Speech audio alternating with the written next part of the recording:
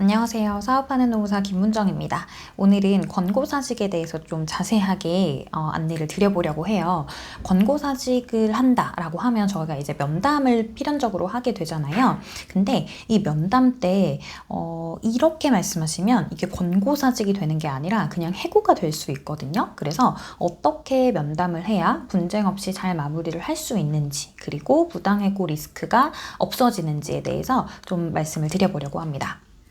일단 직원을 내보내야겠다라고 이제 마음을 먹으신 대표님들이시라면 이것저것 좀 많이 알아보셨을 텐데, 우리나라의 노동법이 5인 이상 사업장의 경우에는 해고를 굉장히 어렵게 만들어 놨다 보니까 해고보다는 권고사직이 낫다더라, 이제 이런 얘기를 많이 들어보셨을 것 같아요. 그러면 그럼 어떻게 얘기를 해야 되냐, 뭐 그냥 나가달라고 하면 되는 거냐, 뭐 부탁을 해야 되는 거냐, 뭐 이런 말씀들을 많이 주시는데, 일단은 이제 권고사직이라는 거는 제가 이제 지난 영상에서도 말씀을 드렸지만 그 의사표현이 두 개가 되도록 해주시면 되거든요. 그러니까 말 그대로 사직을 권고하시고 그 사직 권고에 대해서 이 근로자가 받아들이기만 하면 되는 겁니다.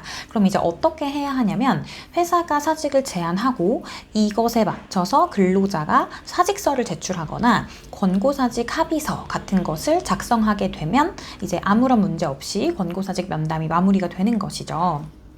이때 대표님들께 좀 어려운 개념 하나 말씀드릴게요. 이제 기억은 안 하셔도 되는데 이런 게 있구나 정도만 이해하시면 좋을 것 같거든요. 비진의 의사표시.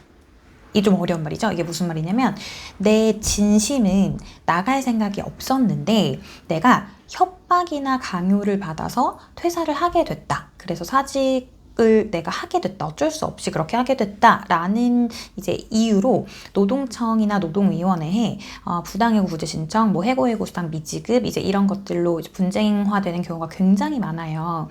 그러니까 협박이나 강요로 인해서 그 권고사직에 응하는 구조면 안 되는 겁니다. 그러니까 이게 좀 어렵게 느껴지실 수 있는데, 그냥 쉽게 말씀드리면 이런 말씀을 하시면 안 되는 거예요.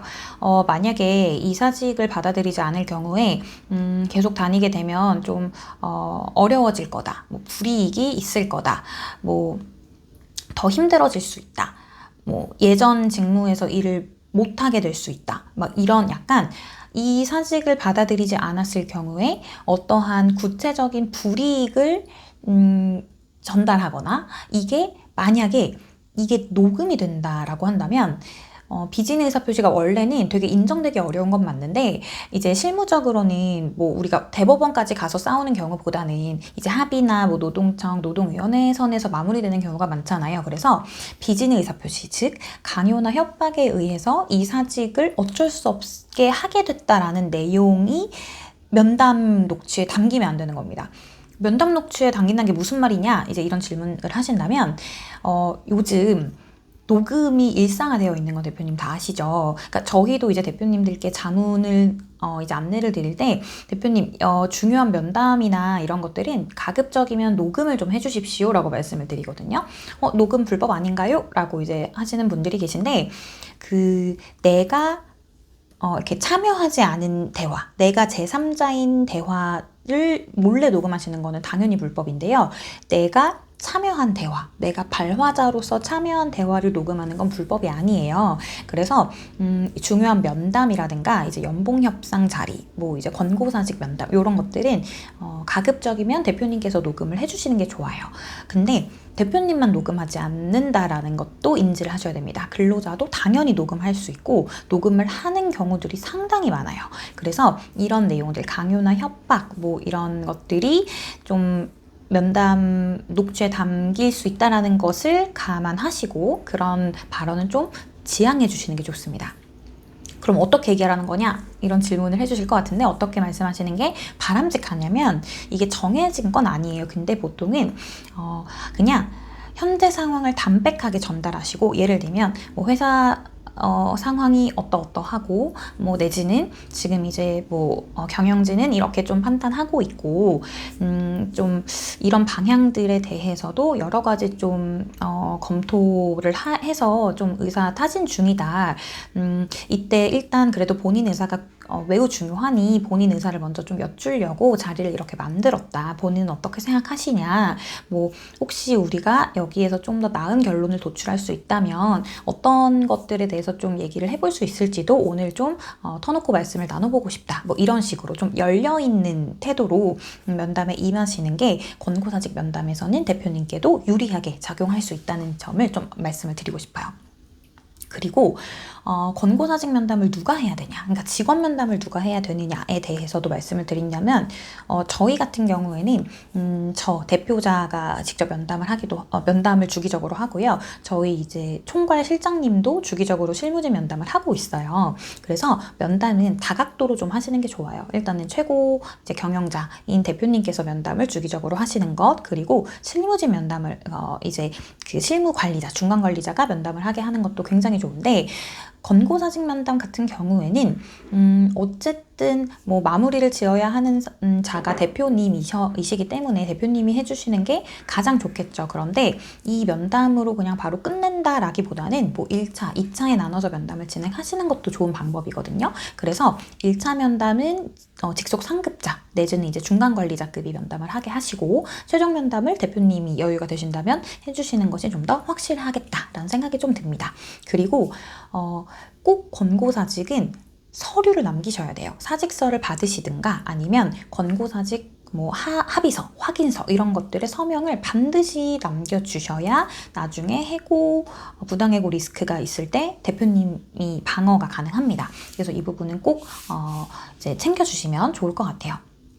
그리고 이제 권고사직 거의 막바지에 이르렀을 때 대표님들이 정말 많이 주시는 질문인데, 위로금을 줘야 되냐? 줘야 한다면 얼마나 줘야 되냐, 이제 이런 질문들을 주시거든요. 법적으로 정해진 건 없어요. 법적으로 정해진 건 없는데 권고사직을 하는 경우에는 저는 가급적이면 위로금을 지급하실 수 있다면 지급을 하시는 것을 권장드립니다. 단 3개월 이상 근속한 직원일 때만, 그러니까 3개월 미만, 3개월 이상을 여기서 잠깐 말씀드리면 그 이제 노동법에 3개월 이상 근로한 근로자를 대표님께서 내보내고자 하실 때에는 해고 예고 수당이라는 것을 지급하셔야 됩니다. 그러니까 해고 예고 수당이 뭐냐면 그냥 좀 금액의 대동소이한 차이는 있어요. 근데 한 달치 정도 급여라고 생각하시면 되거든요. 한 달치보다 좀 더 많은 경우들이 보통은 좀 있는데, 어쨌든 그래서 이 해고 예고 수당을 3개월 이상 근속한 직원한테는 해고 예고 수당이라는 게 발생하기 때문에 근데 전 안 줬는데요? 뭐 이런 분들 계실 수 있죠. 그거는 30일의 여유 기간을 두고 해고하실 때에는 해고 예고 수당 대신에 이렇게 기간을 주시고 통보하시면 되는 거라서, 어쨌든 해고를 당하면 보통 요즘에 이제 근로자분들은 내가 해고 예고 수당 30일치를 받을 수 있다는 걸 너무나도 잘 알고 있어요. 그래서 권고사직을 하게 될 경우에는 30일치보다는 조금 더 많은 합의금, 위로금을 원하는 경우들이 일반적입니다. 그래서 대표님께서 3개월 이상 근로한 직원을 권고사직하고자 하실 때에는 30일치 이상, 그러니까 한 달치 이상의 합의금을 지급하는 것이 일반적이다라고 보시면 되겠고, 3개월 미만 근로자인 경우에는 합의금을 얘기만 잘 되신다라고 한다면 반드시 뭐 주셔야 되거나 하는 건 아니에요. 근데 이제 좀 원만한 마무리를 위해서는 지급을 하시는 게 현명할 수는 있습니다.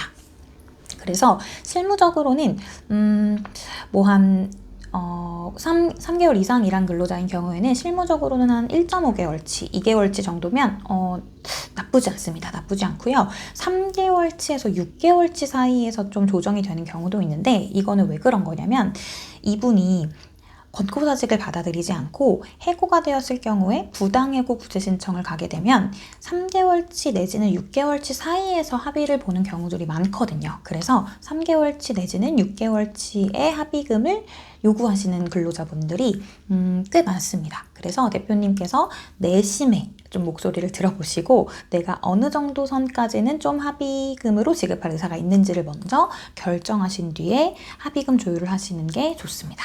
정해진 건 없어요. 네.